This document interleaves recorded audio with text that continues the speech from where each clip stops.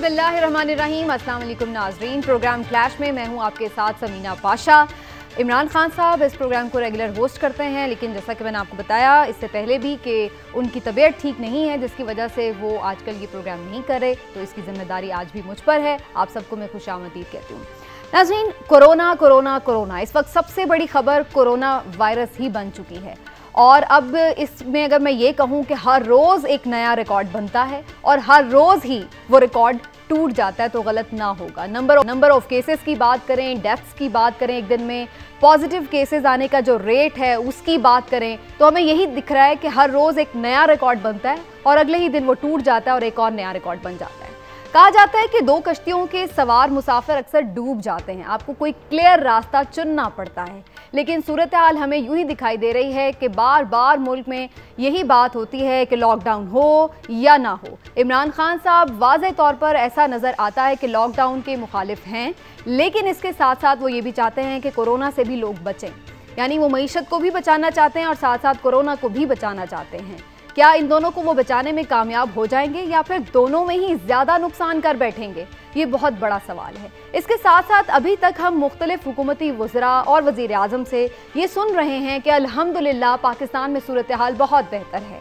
वो ये भी कहते नज़र आ रहे हैं कि अभी तक यहाँ पर डेथ रेट भी वैसा नहीं है, इतनी ज़्यादा फिक्र की बात नहीं है। वज़ीर आज़म ने तो ये तक कह दिया है कि उन्हें फ़ख्र है कि वो प्रेशर में आकर लॉकडाउन नहीं कर बैठे। उस तरह से जो फैसले होने चाहिए थे, जिनके ऊपर उनसे मुतालबा किया जा रहा था, वो उन्होंने नहीं किए। लेकिन इसके साथ साथ ये सवाल ज़रूर उठ रहा है कि जनाब ज़रा ये तो बता दीजिए, आखिर आपका मयार, आपके खदशात, आपकी वो पीक है क्या? इसकी डेफिनेशन तो बता दीजिए कि कहाँ जाकर आपको लगेगा कि अब ख़तरे की बात है। कितनी अमवात होंगी तो आपको लगेगा कि मामला गंभीर हो गया है? कितने लोग पेशेंट बन जाएंगे तो आपको लगेगा कि शायद अब पाकिस्तान तशवीशनाक सूरत हाल में मुब्तला हो चुका है? ये डेफिनेशन तो ज़रा एक्सप्लेन कर दीजिए ताकि आवाम को भी पता चल जाए कि अभी उन्हें वहाँ तक इंतज़ार करना है, उसके बाद शायद कोई उनके लिए भी सोचेगा। सोचा जा रहा है, किया जा रहा है, लेकिन अभी तक बहुत सारे सवालात बाकी हैं। अब बजट भी आने वाला है, मईशत का भी बोझ कोरोना के ऊपर डाला जा रहा है और देखना यही है कि आखिर इस बजट में क्या होगा। इसके साथ साथ अगर अपोजिशन और गवर्नमेंट की आपस की तनकीद की बात करें तो वो भी इस वक्त पीक पर है। हमें नजर आ रहा है कि वज़ीर आज़म साहब ने इन हालात में भी अपोजिशन को आज हदफ़े तनकीद बनाया है, जबकि अपोजिशन भी कम नहीं कर रही और मुसलसल हुकूमत पर वार कर रही है और कोई उनकी जानिब से बहुत ज़्यादा तजावीज़ सामने नहीं आ सकी। ये खेल कब तक जारी रहेगा? ऑपोजिशन की जानिब से तो ये तक कह दिया गया है कि शहबाज शरीफ साहब को अगर कुछ हुआ, जिनका कोरोना टेस्ट आज मुस्बत आ गया है, तो उसके जिम्मेदार भी वज़ीर आज़म और नैब होंगे। ऐसा क्यों है? दुनिया भर में अमवात हो रही हैं, क्या उनके सबके जिम्मेदार उनके सरबराहान हैं? बहुत सारे सवालात हैं जिनके आज जवाब तलाश करने की कोशिश करेंगे और मैं अपने जो मेहमान हैं उनका तारुफ ज़रूर आपसे करवा दूं। सबसे पहले आज हमारे साथ मौजूद होंगी पाकिस्तान पीपल्स पार्टी की तरफ से शर्मिला फारूकी साहिबा। इसके साथ साथ शौकत बसरा साहब ने हमें ज्वाइन किया है, पाकिस्तान तहरीक इंसाफ को रिप्रेजेंट करेंगे। आपको खुशामदीद कहती हूँ बसरा साहब। डॉक्टर मसूद परवेज़ साहब हमारे साथ मौजूद हैं, ये ज़ाहिर है कि एक्सपर्ट हैं और इनसे हम ख़ास तौर पर कोरोना के हवाले से कुछ उनकी तिब्बी मामले पर बात करेंगे। कंसल्टेंट रह चुके हैं, ये एबोला वायरस पर इन्होंने रिसर्च की है, तो काफ़ी ज़्यादा इनका एक्सपीरियंस है इस हवाले से। और इसके साथ साथ पाकिस्तान मुस्लिम लीग नून से थोड़ी देर में हमें बैरिस्टर दानियाल चौधरी साहब ज्वाइन करेंगे। आप सब मेहमानों को मैं खुशामदीद कहती हूँ। और बसर साहब, आपकी तरफ मैं सबसे पहले आना चाह रही हूँ। आपने अभी जैसे मैं इंट्रो में भी बात कर रही थी कि वज़ीर आज़म साहब बार बार ये कह रहे हैं कि अल्लाह का शुक्र है हम बेहतर हालात में हैं। इस वक्त हम देख रहे हैं पाकिस्तान के लिए पूरी दुनिया में तशवीश है। वर्ल्ड हेल्थ ऑर्गेनाइजेशन बता रही है कि क्या सिचुएशन है, परेशान है लोग। और लोग अब हर दूसरा तीसरा चौथा शख्स हमें मिलता है तो वो कहता है कि जी वो पॉजिटिव है या उसका कोई जानने नहीं। ऐसी सिचुएशन के बावजूद भी वज़ीर आज़म साहब क्यों परेशान नहीं? आखिर आप लोगों की डेफिनेशन क्या है? कितना रेट होगा, क्या होगा तो आप कहेंगे कि अब परेशान की बात? समीना वकार, पहले तो अल्लाह ताला से दुआ है कि अल्लाह पाक पूरी दुनिया को कोरोना वायरस से महफूज रखे। जो लोग इस दुनिया से चले गए कोरोना वायरस की वजह से, अल्लाह ताला उनको जन्नत में जगह दे। जो बीमार हैं अल्लाह पाक उनको सेहत दे। देखें, हमारे इसी प्रोग्राम के होस्ट इमरान खान, उनकी पूरी फैमिली इस वक्त कोरोना वायरस का शिकार है। अल्लाह ताला उनको भी और उनके अहले खाना को भी सेहत दे।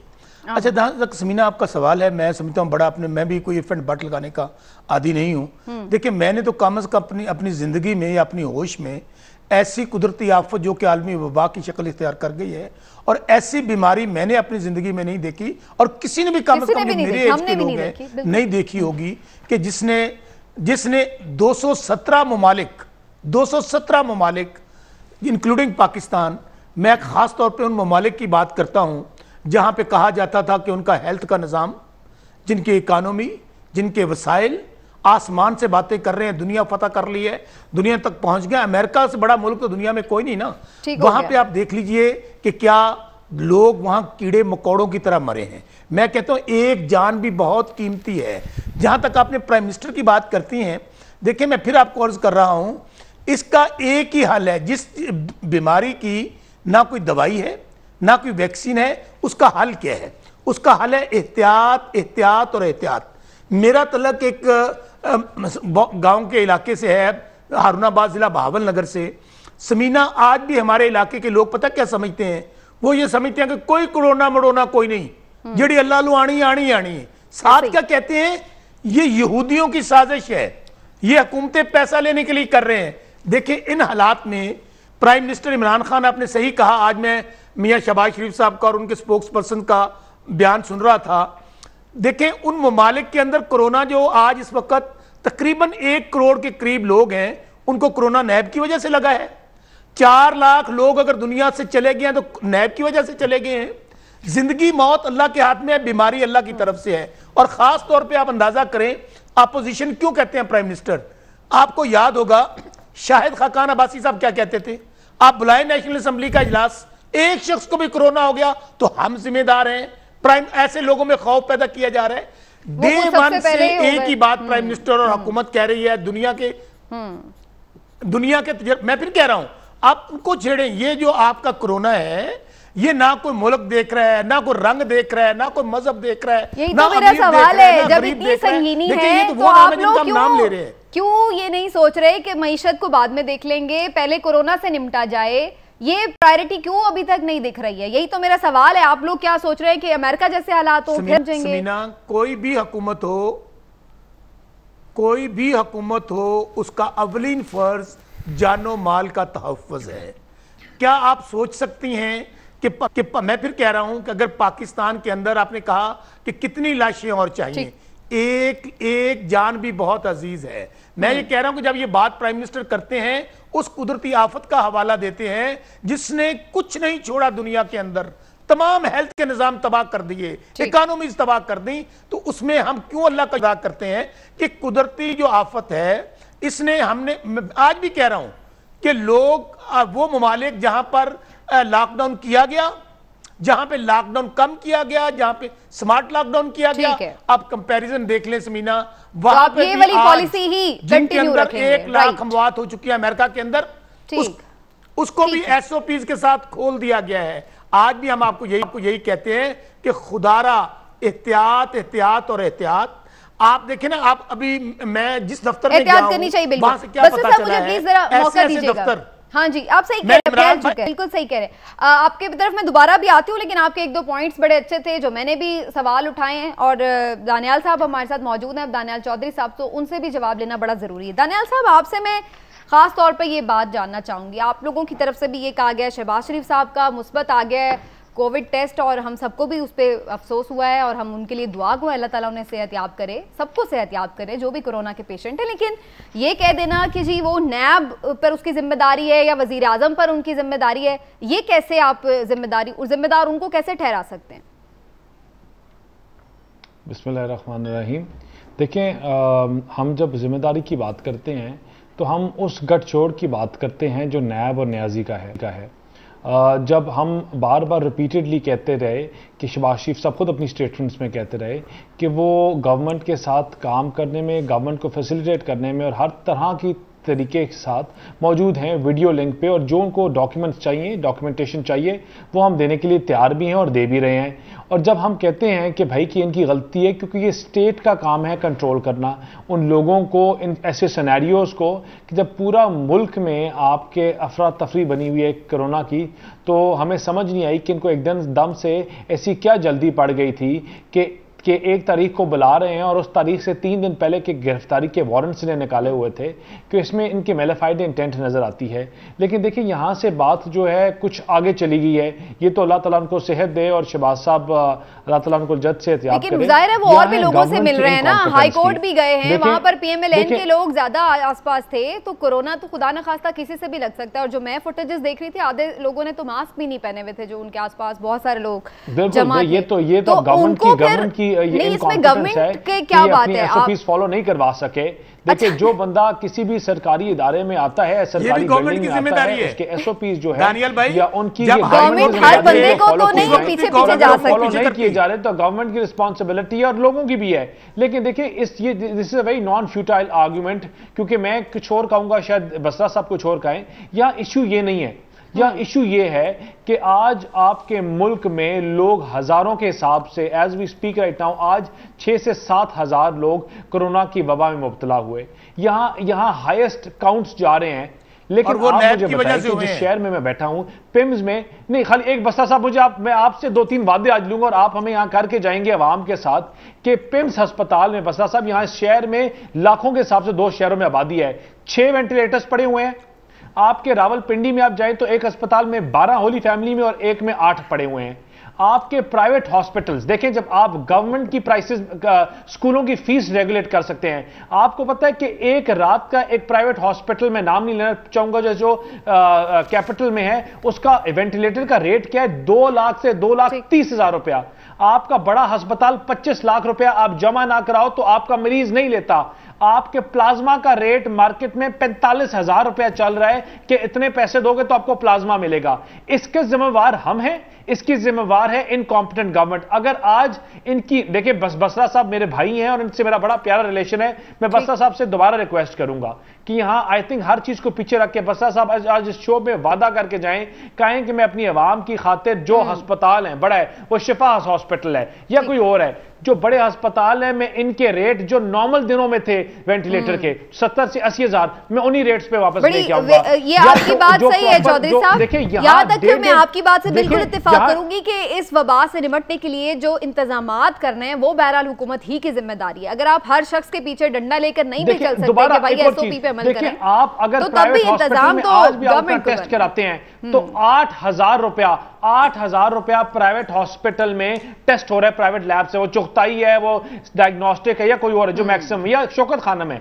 इनको चाहिए, क्योंकि गरीब बंदा नहीं करवा सकता, गवर्नमेंट हॉस्पिटल में लाइनें और टेस्ट करने की किटें उनकी पूरी नहीं मौजूद, सब्सिडाइज करें उन टेस्ट के रेट्स को, सब्सिडाइज करें। जो दवाइयां शॉर्ट हुई हुई है मार्केट में, एक जी आपको अगर किसी को ऑक्सीजन सिलेंडर चाहिए, खुदा ना खास्ता ये कितने घरों में बैठ के ऑक्सीजन सिलेंडर, मैं इसलिए बता रहा हूं क्योंकि मैं इस मार्केट से थोड़ा बहुत मुझे इस मार्केट का पता है और एक ताल्लुक भी है कि जो ऑक्सीजन सिलेंडर मार्केट में 4 से 4,500 रुपए का बिकता था, वो आज 12 से 13,000 रुपए का बिक रहा है। इनकी प्राइसेस जब तक रेगुलेट नहीं करेंगे, ये इन चीजों को नहीं देखेंगे, तो गरीब बंदा ये फिर इसमें पिस जाएगा कि अल्लाह ताला देखिए ये हम पे बिल्कुल सही है। चलिए मुझे मौका दीजिए चौधरी साहब, आपके बड़ी लंबी चार्जशीट है, मैं बिल्कुल बसरा साहब की साथ हूं और ये बड़े जेन्युइन क्वेश्चन है। जैसे कि मैंने कहा कि ठीक है, बहुत सारी चीजें हुकूमत के शायद उस तरह से इख्तियार में ना हो, लेकिन जो इख्तियार में है वो तो हमें करना है। लेकिन बसर साहब आपका जवाब मैं बिल्कुल लेती हूँ, मैं थोड़ा सा जरा एडअप करवा लूँ। शर्मिला फारूकी साहिबा भी चूंकि हमारे साथ मौजूद हैं, उनकी भी ज़ाहिर कंसर्न्स होंगी, आप दोनों को इकट्ठे ही एड्रेस कर लीजिएगा।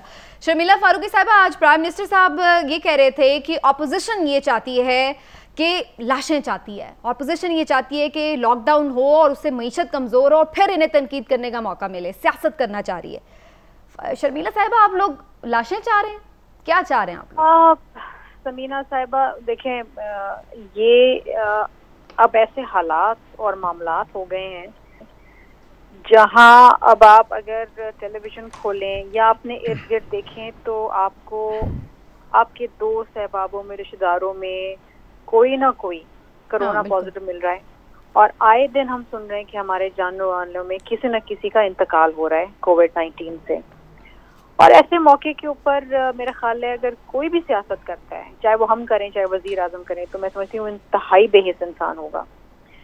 देखिए, शुरू दिन से और हमने तो यहाँ पर सिंध से हमेशा एक बात कही है कि हमें इस वबा से बचना है, हमें इस वबा से लड़ना नहीं है, क्योंकि हमारे पास वो एम्यूनेशन ही नहीं है कि जो हम इससे लड़ सकें।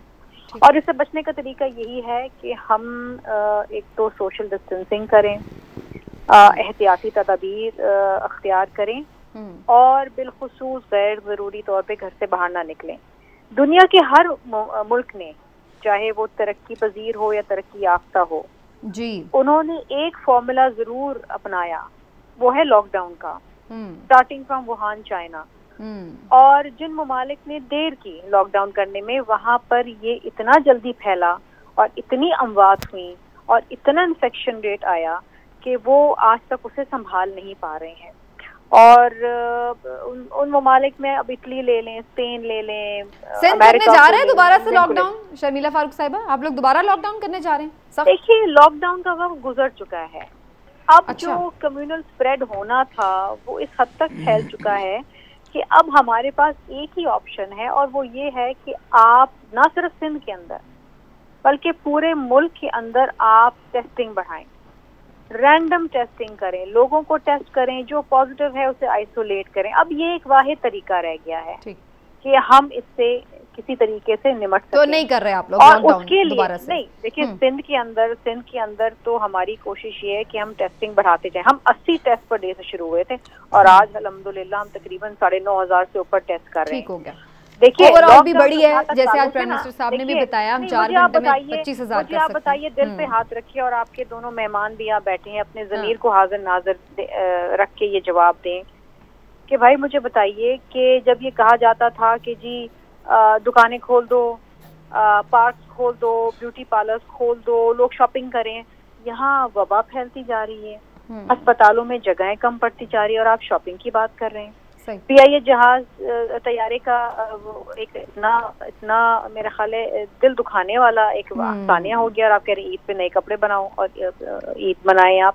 ये तो वो माहौल और वो वक्त और आपने वो, आपका कहना ये कि माहौल बना दिया गया कि पहले। चलिए, मुझे जरा मौका दीजिए, मैं बसरा साहब से जवाब लूं। बसरा साहब, 2 मेजर क्वेश्चंस बन रहे हैं। एक तो ये कि इस टाइम पर भी वज़ीर आज़म साहब सबको यूनाइट करने के बजाय ऑपोजिशन पर तनकीद करके मज़ीद डिवाइड करने की बात करें। आज भी वो इकट्ठा नहीं कर रहे सबको इस सिचुएशन में भी।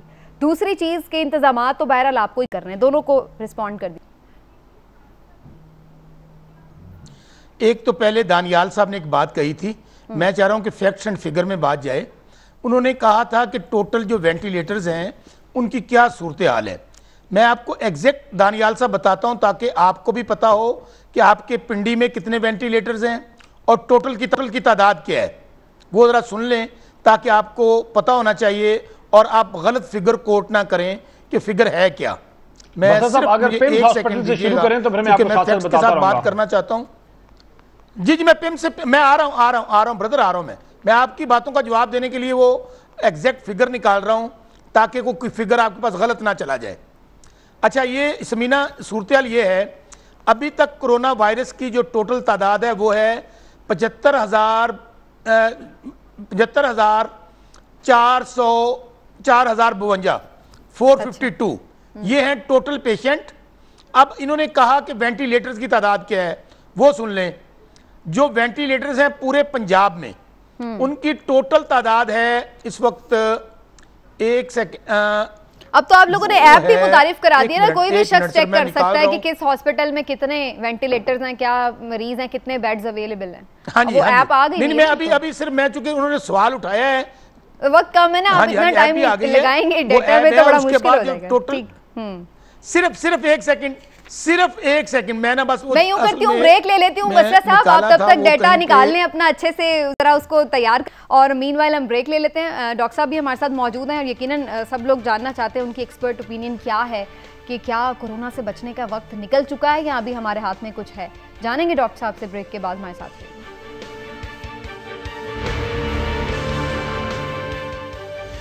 वेलकम बैक नाजरीन। डॉक्टर मसूद साहब भी हमारे साथ मौजूद हैं पैनल में और मैं चाह रही हूँ कि इनकी एक्सपर्टीज़ से हम ज़रूर फ़ायदा उठाएं। डॉक्टर साहब, बड़ी परेशानी सी है, लोग कह रहे हैं कि अब ये इतना फैल चुका है और ये जो सिचुएशन है, हमारी जो हेल्थ कैपेसिटी है जो सिस्टम में, वो इसको बियर ही नहीं कर सकती। आपको लग रहा है कि अब हर शख्स इसका शिकार होगा, अब हाथ से निकल चुका है मामला, अब इसका कोई ट्रीटमेंट नहीं है? देखें, सबसे पहले मैं जो आज बात करूँगा वो डिफरेंट है, लेकिन सोल्यूशन यही है। अच्छा, इसके अलावा सोल्यूशन नहीं है। प्लाज्मा टेक्नोलॉजी मैंने डिस्क्लोज की, बाद में शमसी साहब आए, ओके प्रूफ है, ओके प्लाज्मा ट्रीटमेंट ज़रूर है, लेकिन जिस डायरेक्शन पे आप जा रहे हैं या नेशन जा रही है या गवर्नमेंट जा रही है वो डायरेक्शन ठीक नहीं है। प्लाज्मा कभी भी इंसानों से लेकर इंसानों को नहीं लगाया जा सकता। अच्छा। उसकी रीज़न ये है कि अगले बंदे की कंसेंट है, वो आपको डोनर मिले ना मिले, हाँ मिले ना मिले, पहली बात। दूसरा ये है कि इंसान का वॉल्यूम बहुत कम होता है ब्लड का, उसमें से प्लाज्मा एक्सट्रैक्ट करना पॉसिबल नहीं। पूरी दुनिया में अभी तक जितने प्लाज्मा मार्केट में अवेलेबल हैं, मसलन ATS का anti tetanus serum, plasma serum एक ही चीज़ मिलती जुलती होती है, वो हॉर्स ओरिजिन होती है। अच्छा। आपके इन्फ्लुएंजा की हॉर्स ओरिजिन, आपके anti venom serum horse origin, ये एनिमल ओरिजिन होना चाहिए था। अच्छा। एक घोड़ा आपके घोड़ों की जो प्लाज्मा है उससे भी ट्रीट किया जा सकता है, आप ये कह रहे हैं? प्लाज्मा बनता ही एनिमल से है। ओके। एनिमल से क्योंकि आप में कई प्रॉब्लम होते हैं, आपको अगर हेपेटाइटिस है आप ब्लड नहीं डोनेट कर सकते, इंसान के प्लाज्मा में कई प्रॉब्लम आते हैं। फिर ये है कि उसकी अपनी विल है कि वो दे या ना दे, आप उसको गन पॉइंट पे नहीं ले सकते। हॉर्स की विल तो नहीं है। बिल्कुल सही। फिर ये है कि हॉर्स का वॉल्यूम इतना ज्यादा होता है कि वो 25 लोगों को एट ए टाइम डोनेट कर सकता है। ठीक, तो आप समझते हैं कि इसमें हमें डिफरेंट एक्सपेरिमेंट और भी कर सकते हैं हम, लेकिन इसमें ये जो बात कही जा रही है डॉक्टर साहब कि लॉकडाउन हल है, लॉकडाउन हल है, क्या वाकई लॉकडाउन हल है? इससे हम कंट्रोल कर सकते हैं? क्योंकि हमने कुछ कंट्रीज में तो देखे हैं ना। ओके, इस पे भी मैं आता हूँ, लेकिन एक मैं आज जाते हुए पहले उसको कंप्लीट कर लूँ। आज वेटनेरियन के जिम्मे लगा दें कि वो प्लाज्मा दें और MBBS के जिम्मे लगा दें कि वो इंजेक्ट करें। बिल्कुल ठीक है। आज अभी भी तादाद इतनी ज्यादा नहीं बढ़ी, आपके पास अभी कंट्रोलेबल है, कंट्रोल आप कर सकते हैं, इतना वॉल्यूम प्रोड्यूस कर दें। राइट। हमें कह दें, हम आज ही वेटनेरियन को एंगेज करते हैं और आपको थाउजेंड्स ऑफ ml आपको विद इन ए वीक आपको दे देंगे। साइंटिफिकली इसमें डायरेक्शन चेंज करने की जरूरत है। पूरी दुनिया में ऐसे होता है। ठीक, लॉकडाउन के ऊपर आपकी क्या राय है? अब लॉकडाउन का है जहां तक, तो लॉकडाउन का अब फायदा नहीं है। अब नहीं है? अब नहीं है, बिकॉज कि जब ये थोड़ी लोग थे उस वक्त कर लेते, उनको कंटेन करके, रिटेन करके इस वायरस को खत्म कर देते, 14-15 दिन गुजार लेते और उस वक्त। अब जब लाखों लोगों को हो गया, अब इसका एक ही हल है जो नेचर देती है, that is herd immunity. Herd immunity क्या है कि जब आप फर्ज करें कि एक वायरस आज मैंने अभी किया तो 1 घंटे बाद वो 2 होंगे, लेकिन अगर मैंने 1 लाख किया तो अगले 1 घंटे में 2 लाख हो जाएंगे और अगले घंटे में 4 लाख हो जाएंगे। तो जिसमें जितना वायरस ज्यादा इनहेल होता है उसमें सिम्टम आ जाती हैं, उसमें सिम्टम आ जाती हैं जो ज्यादा इनहेल करते हैं। अच्छा, ये भी बड़ा है कि कुछ लोगों में पॉजिटिव आ रहा है लेकिन सिम्टम्स नजर नहीं आ रहे। यही वजह है कि अगर यहाँ पे आप जब टच करते हैं तो आपको लाखों आपके हाथ के साथ अटैच होकर आपके अंदर चले जाते हैं, देन सिम्टम आएंगे। लेकिन हार्ड इम्यूनिटी में क्या होता है कि आप थोड़ी मिकदार में वायरस के साथ कंटेक्ट में आते हैं। फॉर एग्जांपल, कैसे आपने एक सैनिटाइजर से हाथ धोए, सैनिटाइजर क्या करता है, उसकी फैट को डिसॉल्व करता है। जब फैट डिसॉल्व हो जाती है तो अंदर प्रोटीन रह जाती है, सिर्फ प्रोटीन के अगेंस्ट प्रोटीन बनती है। एंटीबॉडीज जो है वो प्रोटीन है, ठीक है, वो उसके अगेंस्ट प्रोटीन बनाएगी। सैनिटाइजर सिर्फ फैट रिमूव करता है। अब उस हाथ तो आपको लगता है कि गवर्नमेंट की जो पॉलिसी वो हर्ड इम्यूनिटी की तरफ अब जा रही है? बिल्कुल, ये वो that gifted by the nature. अच्छा, ठीक है, उसमें गवर्नमेंट का कोई रोल नहीं होगा, वो तो नेचर जो है वो करेगी। ठीक है, चलिए मैं दोबारा भी आपकी तरफ आती हूँ, लेकिन इससे पहले हम सुन रहे थे मुख्तलिफ लोगों की राय और गवर्नमेंट पे भी सवालात। बसरा साहब, मैं आपकी तरफ आती हूँ। मैं आपसे जो सवाल करने वाली हूँ, लॉकडाउन का फ़ायदा नहीं है, डॉक्टर साहब ने कह दिया है, लेकिन इमरान खान साहब आज ये कह रहे थे कि SOPs पे बहरहाल अमल दरामद करना होगा और इसकी निगरानी वो खुद करेंगे। अब मेरा आपसे सवाल ये है कि हर बंदे की निगरानी कैसे हो सकती है कि कोई SOP पे अमल कर रहा है या नहीं कर रहा? किस तरह इसको मुमकिन बनाया जा सकता है? लोग खुद तो नहीं कर रहे हैं, वो तो हमने देख लिया। समीना, आपका बड़ा इंपॉर्टेंट क्वेश्चन है, लेकिन पहले मैं जो वेंटिलेटर्स की बात हो रही थी, पहले ये बात अंडरस्टैंड करने की है कि मैं पहले कह चुका हूं कि जिन ममालिक का हेल्थ केयर का निज़ाम आसमान से बातें कर रहा था वो भी कोलैप्स कर गए हैं और बुरे तरीके से एक्सपोज हुए हैं। लेकिन ये जो सवाल किया था उन्होंने, तो मैं चाहता हूं कि इसका जवाब चला जाए आपके पास। देखिए, इस वक्त टोटल वेंटिलेटर्स की तादाद है 2876। पंजाब लाहौर में है 793, फैसलाबाद में 150, मुल्तान में 150 और रावलपिंडी में दानियाल साहब 229। ये टोटल वेंटिलेटर इस वक्त जो है 229 है रावलपिंडी में।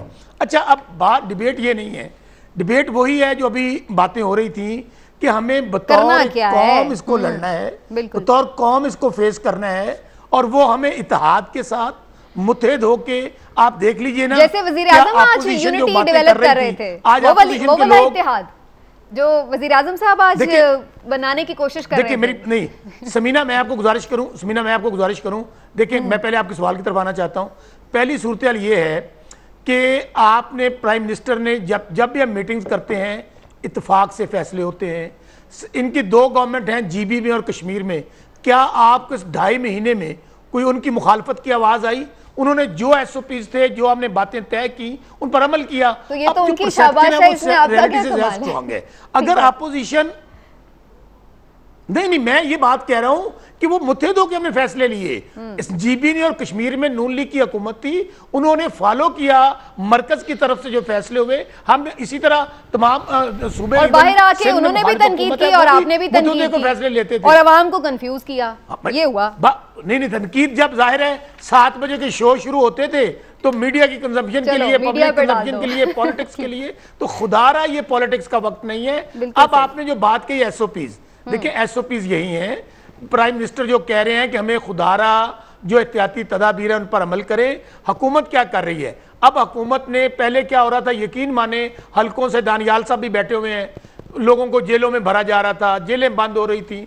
अब उनको फाइन किया जा रहा है जिसके ऊपर मास्क नहीं है, जो सोशल डिस्टेंस इस्तेमाल नहीं कर रहे हैं, और कोशिश कर रहे हैं कि हमारी जो मजिस्ट्रेट साहबान है हर तहसील लेवल पे, टाउन कमेटी लेवल पे, उनको लोगों को कन्वे कर रहे हैं कि खुदारा एक ही हल है और वो एहतियात है। अभी जो डॉक्टर साहब ने बातें की वो बहुत इंपॉर्टेंट है। हम डॉक्टर साहिर है, डॉक्टर्स ही हमारे हीरोज हैं, उनकी राय को हम आगे लेके चलेंगे, लेकिन इनको कंसल्ट करें, नई टेक्निक्स हैं, टेक्नोलॉजीज हैं, एक्सपेरिमेंट्स हैं जो किए जा सकते हैं। बसर साहब जो आपने बात की है ना, ठीक है, मुझे थोड़ा सा मौका GNN के जरिए अपील करूंगा। अच्छा, मैं आपकी तरफ दोबारा भी आती हूँ बसरा साहब, फिर मिलकर अपील करेंगे कि एहतियात करें। लेकिन दानियाल साहब, आपसे मैं ये जरूर जानना चाहूंगी, जो बात बसरा साहब कह रहे हैं, आपको लगता है कि SOPs पर अमल दरामद करवा सकती है ये हुकूमत? अभी तक तो नहीं हमने देखा, जो ताजरों के लिए बनाए थे उन पे भी अमल नहीं हुआ, जो और चीजें खोलने के ऊपर बनाए जा रहे थे हमें तो नजर नहीं आया। तो इन SOPs पर कैसे अमल दरामद होगा कि फर्दन चेक किया जाए कौन मास्क पहन रहा है, कौन डिस्टेंस रख रहा है या नहीं रख रहा? देखें जी, मैं दोबारा एक चीज़ को दोबारा रीट्रेट करना चाहूँगा कि बसरा साहब ने जो भी वेंटिलेटर्स की फिगर की, मैं ये इसलिए कहना बार बार इसको कह रहा हूँ क्योंकि ऐसे लोग हैं जिनको वेंटिलेटर्स नहीं मिल रहे। खाली मैं इसलिए बता रहा हूँ, देखिए बसरा साहब, आपके 8 वेंटिलेटर्स हैं, अगर पिम्स के ICU उसमें कोरोना वार्ड में, तो 8 पड़े हैं हार्ट वाले में, 8 पड़े हैं सर्जिकल में, और 8 पड़े हैं दूसरे। मैं सिर्फ बात कर रहा हूं जो आपने कोरोना के लिए डेजिग्नेट किए हैं। आप खाली 2 काम करते हैं बसरा साहब, और इस शो के हम आपको सारे सल्यूट करेंगे। एक, प्राइवेट हॉस्पिटल्स की प्राइसेस आप रेगुलेट करवा दें। दूसरा, जो उसमें फीसें ले रहे हैं, जो टेस्ट ले रहे हैं, वो प्राइसेस आप रेगुलेट करा दें। आपको आधा पाकिस्तान सल्यूट करेगा। देखिए, ये जो SOPs की हम बात कर रहे हैं बसरा साहब, हम फिर कहते हैं कि हुकूमत अपनी पूरी कोशिश कर रही है, लोकल बॉडी जो मैजिस्ट्रेट्स हैं वो भी कर रहे हैं, आपके DCs ACs हैं वो बेचारे भी कर रहे हैं, जितनी SOPs को इन्फोर्स कराना चाहिए सब कर रहे हैं। लेकिन देखिए, बहसियत कौम हमें ये अपनी कलेक्टिव रिस्पॉन्सिबिलिटी है कि हम खुद लोगों को भी बताएं, लोगों को गाइड करें, और लोगों को देखें, ना बसरा साहब आके मास्क बना सकते हैं, ना मैं जाके बना सकता हूं, और ना कि बसरा साहब की जगह क्या ये प्रैक्टिकली पॉसिबल है कि हम SOPs पे अमल दरामद करवा लेंगे, जिसकी मॉनिटरिंग हम PM हाउस से कर लेंगे? देखिए प्रैक्टिकली पॉसिबल, प्रैक्टिकली पॉसिबल जरूरत है दानियाल भाई, जो भी आप बात कर रहे हैं, मैं आपको अप्रिशिएट करता हूं, इस सोच की जरूरत है। नहीं, थैंक यू साहब। देखिए प्रैक्टिकली ये तभी पॉसिबल है कि हमारे जो इस सोसाइटी में जो रोल मॉडल्स हैं, जो हमारे लीडर्स हैं, और हर बंदा इसको रीइटरेट कराए बार बार, और शायद कुछ हद तक हो जाए। देखिए, ये हम अनफॉर्चुनेटली ये कौम तो वो है कि जहां एक धमाका हो और सबको मिन्नतें करते थे वहां खड़े ना हो, और 10 मिनट बाद दूसरा धमाका हो जाता जिस पे डबल लोग मर जाते थे। तो ये अनफॉर्चुनेटली एज ए नेशन हमारे में कुछ कोताहियां हैं, हमारे में गलतियां हैं, लेकिन जब ये मैसेज जो है, देखिए आज भी एक मार्केट में, देखिए एक मैसेज बड़ा बड़ा क्लियर मैसेज है मार्केट में। एक बहुत बड़ा तबका है जो कहता है कोरोना नहीं है, ये 2 नंबरी है, ये अमेरिका से पैसे, फलां मुल्क से पैसे लेने के लिए किया जा रहा है। हमें इस चीज को एड्रेस करना है। तो सोशल मीडिया कैंपेन है या किस तरह करना है, लोगों को अब नजर आना शुरू हो गया है कि है कोरोना। तो अब इस चीज से लोगों में खौफ आ रहा है, और अगर हुकूमत बार बार लोगों को ये बताती रहेगी कि ये बड़ी एक सीरियस वबा है कि इमरान खान साहब से लेकर इनके जितने भी पॉलिटिकल लीडर्स हैं ये बार बार रीइटरेट करेंगे, तो इंशाल्लाह लोगों पे शायद थोड़ी कुछ समझ भी आए और उसको लोग उसकी तरफ गामजन भी हो और अपने फॉलो करें। लेकिन वी आर वेरी होपफुल कि लोग इसको सीखें और समझें। समीना, जहां तक अवेयरनेस की बात है, समीना जहां तक अवेयरनेस की बात है, आप यकीन माने हर घर के हर गांव में ये टेलीविजन मौजूद है, social media, electronic media, print media, हर किसी को पता है क्या है। चलिए मैं दोबारा भी आती हूँ, बस जिम्मेदारी का एहसास करें और बिल्कुल अवेयरनेस हर तरफ से दी जानी चाहिए, हर लेवल पे दी जानी चाहिए। शर्मिला फारूकी साहिबा को मैं जरूर इंक्लूड कर लूँ। शर्मिला साहिबा, एक और जो बात मैं ख़ास तौर पर जिस एंगल के हवाले से बात करना चाह रही हूँ, बड़ा इंपॉर्टेंट दिन है कल इसलिए भी कि बजट भी आ रहा है, लेकिन हम अभी तक जो देख रहे हैं कि इक्तिसादी सर्वे रिपोर्ट भी जो जारी की गई है उसमें जो अहदाफ हैं ज़ाहिर है कि वो हासिल नहीं हो पाए और उनका जो सारा जिम्मेदारी है वो कोरोना पर डाल दी गई है। आपको लगता है कि वैसे तो मईशत बहुत अच्छी चल रही थी लेकिन कोरोना ने आके सारा काम बिगाड़ दिया? देखिए समीना साहिबा, ये दिल के बहलाने को गालिब ख्याल अच्छा है और ये हुकूमत जो है ये हर चीज़ अब कोरोना पे ही डालेगी जब तक अगला इलेक्शन आएगा। बात ये है कि आप पाकिस्तान ब्यूरो ऑफ स्टैटिस्टिक्स के आदाद शुमार निकाल के देख लें, जनवरी 2019 से लेके जनवरी 2020 तक 10 लाख लोग जो हैं पाकिस्तान में अपनी नौकरियों से हाथ धो बैठे हैं, बेरोजगार हो चुके हैं, और 80 लाख लोग जो हैं वो पॉवर्टी लाइन से नीचे आ गए हैं। मतलब ये है कि वो गुर्बत की शरह से नीचे आ गए हैं। तो ये तो प्री कोरोना टाइम से ना, कोरोना तो जब तक आया नहीं था, पहला केस पाकिस्तान के अंदर आया 26 फरवरी को, वो कराची के अंदर। तो उस वक्त भी हालात ये थे, उससे पहले मईशत आपकी सिसक रही थी, जो इन्फ्लेशन की शरह थी उसने 12 साल का रिकॉर्ड तोड़ दिया था। इसी तरीके से जो खाने पीने की अशिया थी और जिसे कहते हैं आप प्याज, टमाटर, सब्जियां, ये तमाम चीजें, वो उनमें 200-300% इजाफा हुआ था। तो उस वक्त तो कोरोना नहीं आया था। एक गरीब आदमी जो दिन में एक वक्त की रोटी कमा के खा लेता था, उसके घर से वो भी छिन चुकी थी, चूल्हे बंद हो चुके थे।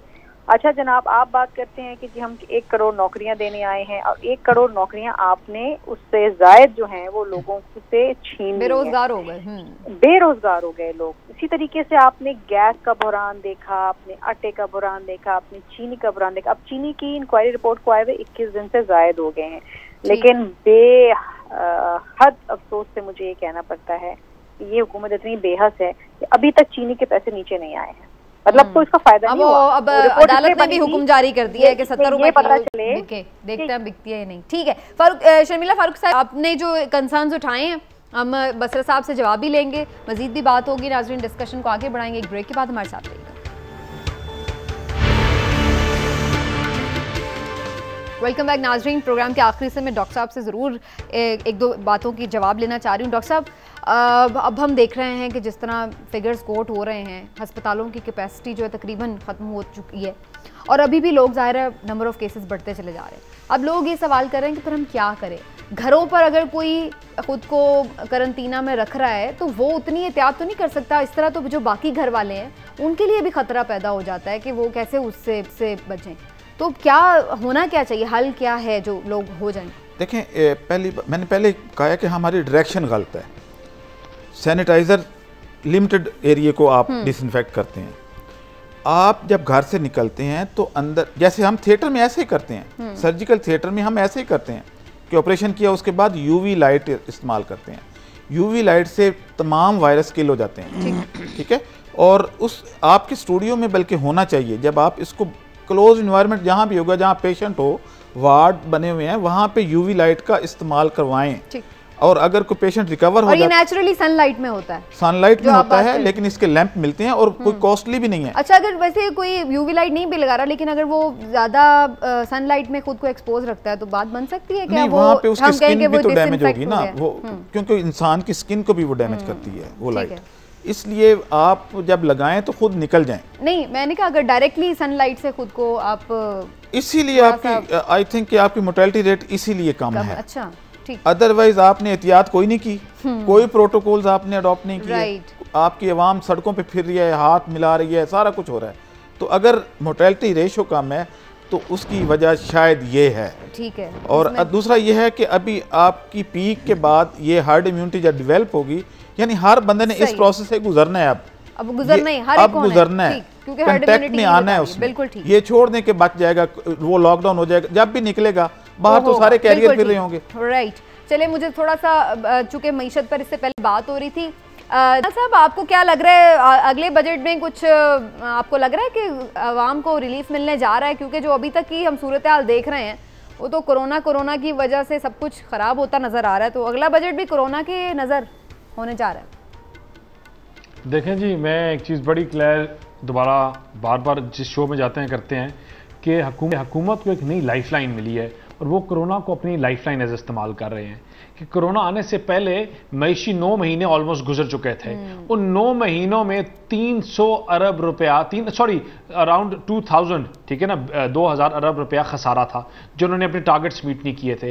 As we speak right now ये पाकिस्तान की हिस्ट्री का सबसे बड़ा खसारा है।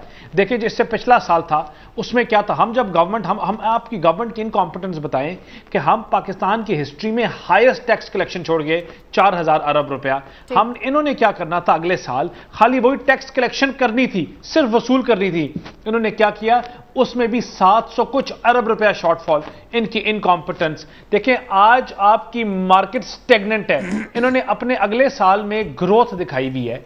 देखिए, अगर ग्रोथ दिखाई है, दुनिया के बड़े बड़े ममालिक वो नेगेटिव ग्रोथ दिखा रहे हैं, इन्होंने 2% दिखाई है। ये ग्रोथ किस तरह कर रहे हैं? इंडस्ट्री आपकी बंद, कोई चीज प्रोडक्शन आपकी नहीं हो रही, टारगेट्स आपने गलत सेट किए हैं, लोगों को आप गुमराह कर रहे हैं। टिड्डी दल का हमला जो हुआ है उससे 1.3 बिलियन का समर क्रॉप के ऊपर लॉस, 1.8 बिलियन का विंटर क्रॉप के ऊपर लॉस। ये मैं नहीं कह रहा, ये अल जजीरा कह रहा है और जो वर्ल्ड फूड ऑर्गेनाइजेशंस है वो कह रही है कि पाकिस्तान में कितना आपका क्रॉप का बीटी तो हाल पहले भी अच्छा नहीं था, कोरोना एक बहाना मिल गया आपके ख्याल से? का बुरा हाल हो गया। थोड़ा सा जवाब ले लीजिए।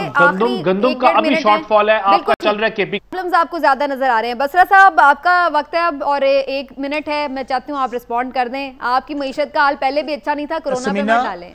वैसे हिम्मत है इन दोनों पार्टियों की, इनको इकोनॉमी पे गवर्नेंस पे तो बात करनी नहीं चाहिए। इनसे ये पूछें कि कोई 32,000 अरब का कर्जा तहरीक इंसाफ ने लिया था, हर पैदा होने वाला बच्चा 1.5 लाख का मकरूज तहरीक इंसाफ ने किया था। कोई एक इदारा में दोनों पार्टी को चैलेंज देता हूं, बता दें पुरानी बात होगी, हमने लिया और अगर आप कहते हैं मैं आपको बता दूं कि आपने कहां इस्तेमाल किया, लेकिन आप बताएं कि आपने हमसे डबल ले लिया या नहीं ले लिया। 5,000 अरब का कर्जा वापस किया है, 73% हम लोग IMF की किस्त लेके। हमने इस वक्त जो सूरत में एक और फिगर दे दूं, 3,000 अरब का हमें कोरोना में इकोनॉमी को नुकसान पहुंचा है। अब पूरी दुनिया को देख लिया, IMF क्या कह रहे हैं कि पूरी दुनिया की इकोनॉमी से 3 से 4% वो खसारे का शिकार होंगी। इनको मैं फिर कहता हूं, मुझे ये बता दें कि पाकिस्तान तो कर्जों में डूब गया, आप लोग किस तरह अमीर हो गए? आप गरीब क्यों नहीं हुए? आज आपको बड़ा दर्द है, आप आज जाके कह रहे हैं हमने कट्टों का, हमने बच्चों का, हमने दूध बेचा, हमने। ठीक है, चले जी, अगेन हमने देखा है कि पीटीआई ऑपोजिशन को भी मुर्दे इल्जाम ठहरा रही है, लेकिन बहरहाल जनाब बजट आएगा तो सारा कुछ खुल जाएगा कि आपके पास आपकी प्लानिंग क्या है अगले साल के लिए। कोरोना से मईशत बिल्कुल मुतासर हुई है, अंडरस्टैंडेबल है, लेकिन आपके पास क्या कोई स्ट्रेटजी है कि इसके बावजूद भी आप आवाम को भी रिलीफ दे सकें और मुल्क की मईशत को भी संभाला दे सकें? नाज़रीन, आज का प्रोग्राम यहीं पर समेटते हैं, इंशाल्लाह आपसे फिर मुलाकात होगी। इजाज़त दीजिए, अल्लाह हाफ़िज़।